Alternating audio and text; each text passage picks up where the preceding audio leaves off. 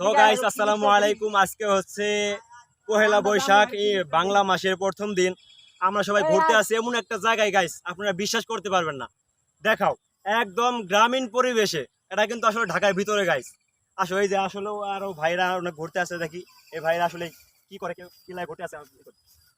আসসালামু আলাইকুম, কেমন আছেন? ওয়ালাইকুম সালাম। ভালো আছেন? আসি বলো, আপনি আচ্ছা, কেমন আপনাদের আছেন? কি করা হয়?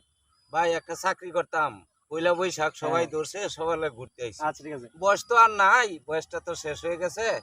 ঘুরতাছি, শক্ত হয় না কিন্তু পরিশ্রম বেশি লাগছে, তাই একটু রেস্ট আচ্ছা, ঠিক নিতেছি আছে। দুপুরে আচ্ছা, এই বইয়া। পরিবেশটা আপনাদের কাছে কেমন লাগছে? ইস, ঢাকার ভিতরে অত্যন্ত সুন্দর জায়গা। এটা কি আপনারা ভাবতে পারছিলেন যে আসলে ঢাকার ভিতরে তো সুন্দর না, একটা জায়গা থাকবে? আমি কোনোদিন কল্পনাও দেই না, এরকম সাগে আমি দেই নাই। তো গাইস, দেখতে পারলেন আসলেই এই পরিবেশটা থেকে সবাই অনেক ভালো লাগে, সবারই অনেক ভালো লাগে।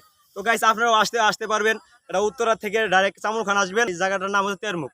তো গাইস, সবাই ভালো থাকবেন, সুস্থ থাকবেন, আল্লাহ হাফেজ।